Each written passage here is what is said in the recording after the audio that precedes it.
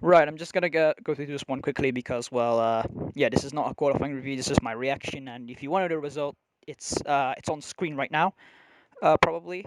So yeah, so you don't need to tell me what's the result. I don't need to tell you. You just need to read it, or if you're a slow reader, or maybe have a disability of dyslexia or something. That's not an insult, by the way. Uh, then yeah, just pause the video. Right, let's get this one going because I just have a few thoughts on some drivers who impressed me in this one and also some who didn't. So yeah, here's my thoughts on some of the drivers who impressed me and who disappointed me in this qualifying. First one in the most impressive ones, I'd say Valtteri Bottas. I know we've given him a lot of stick this season because of how well, he just can't match Hamilton. I mean, I know no one expects to match Hamilton, but at the same time, Bottas should be much closer than he is. But but yeah, so far, I'm happy that he did got the better of Lewis in qualifying because I know for the fact that the only way we can see Bottas beating Hamilton is basically if he starts from pole or just in front of him, and uh, you know. I hope he made a good start for once because he's now on the like a few inches forward than Lewis, so he should be able to beat him. So yeah, I hope he gave Lewis a hard push for tomorrow. Would be interesting as well with Max not being far behind because Max also did well in this qualifying. Which uh, speaking of the devil, yeah, next one that impressed me is Max Verstappen, who's actually fast throughout the whole session from Q1 to Q2, and even at one point Q3, I thought he might get pole, but of course that wasn't the case, and I think if I'm not mistaken, he's 2/10 slower in the end than the Porsche Bottas, but he's not far behind Lewis. To be fair, if you just look at the gap, so I'd say this is probably his best qualifying of the season, considering. No, actually, this and of course Sochi is probably his best qualifying of the season. So yeah, clearly Red Bull over one lap has gone better, which shows by the fact that Alex Albon finished fifth as well. But yeah, we'll get into him later. Next one that impressed me the most again is Charles Leclerc or Charles Leclerc, however you want to say it. Man, this guy really is Alonso version 2 because I don't know how did he manage to get that car into the second row. Look, I know Ferrari did some upgrades for this race with I think a new floor I think and some new barge boards I think, but man, but even with those upgrades, I didn't expect Leclerc to be that in front. I mean, obviously, I don't think they're as fast as as the other cars that should be faster than Ferrari. But yeah, Leclerc once again is just dragging that Ferrari getting qualifying. Like the amount of high positions he already did this season, like it's just mind-boggling considering that car is a tractor essentially. I want to say I want to say shitbox, but I think that's a bit too harsh. But yeah, I think yeah, Leclerc is probably the one who impressed me the most in qualifying, considering he got that dog of a car to the second row. That is just amazing. Literally, like just Fernando Alonso vibes in general. For me during his time at Ferrari. So yeah, well done, Charles. You did you did it again.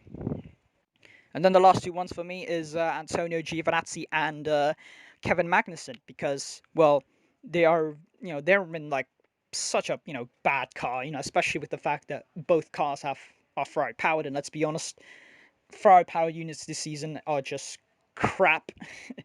And that's probably the main reason why one of the main reasons why Gio and K Mag just was able to get the best out of the car in qualifying.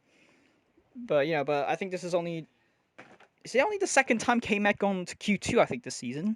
Did he? I forgot. Well, Giovinazzi, this is the first time, in Q2 this season, which finally probably he found finally found the setup for qualifying today, which is why he's able to get to Q2. So I think, yeah, those two, considering the car, they don't have the best car, and yet despite that, they still outqualify their teammates. So, yeah, Credit to them. Now, next ones, this will be the disappointment ones. Now, the first one, disappointing one, is Alex Albon. Now, of course, he's much closer to Verstappen now. I think he's only like, I think half a second off, which is usually not the case. Usually it's like more than half a second, so it's improvement. But here's the problem here. He is still more than half a second behind the fastest car, and he's also got out-qualified by someone who's driving a tractor. God, like, look, look, I'm trying not to be too harsh on Albon because I know that he's not, it's difficult to drive in that second Red Bull seat because literally your team probably don't care about what you think of the car. They only care about one driver.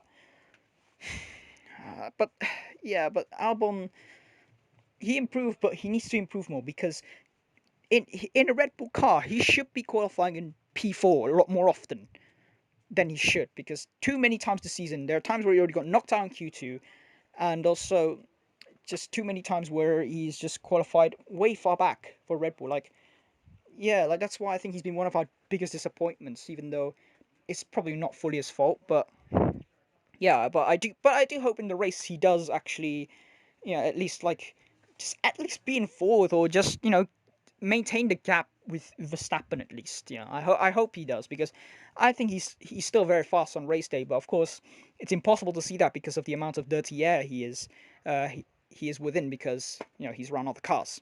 So yeah, so I hope Albon did get a good race, but still not good qualifying, my opinion. My next disappointment is Sebastian Vettel because yeah, considering where his teammate qualified, I think he should have gone to Q3. I mean, of course, in fairness, his teammate's the one who knocked him out of out in Q2. But still, I think Seb should be doing better. He said that apparently he struggled with the handling of the car, so I guess he's still trying to get used to the upgrades. And even though, and yeah, so I hope he does have a good race because he does have a free choice of tire. So I hope he does take advantage of that. And he's the first out of all the people who can go with a free tire choice. So yeah, so I hope Seb does a good race. And my last disappointment for me is Romain Grosjean because he got knocked out in Q1 only because of that he I think ran wide at the final corner. I think it is he ran out at the final corner, which essentially got knocked him out of Q1 because Giovinazzi wanted to get a faster lap. So yeah, I think that Q2 should have been Grosjean's in my opinion. So yeah, but I hope he does have a good race though. That the Haas looks okay in one lap speed, but race pace will they be the same? I don't know. We'll have to see, I guess.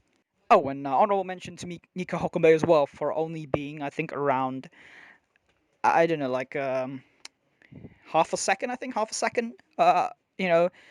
To 15th place, considering the fact that he only has like 5 laps throughout this qualifying, 5 laps to get used to the car in a track where he didn't race for a very very long time. So yes, yeah, there you go. Just an honorable mention for Nico. So yeah, that's my reaction for qualifying of the EIFEL Grand Prix. So hope you enjoy it, and if you guys do, please leave a like, subscribe if you're onto my channel, and don't forget to turn on the notification bells on. And yeah, I'll see you guys next time.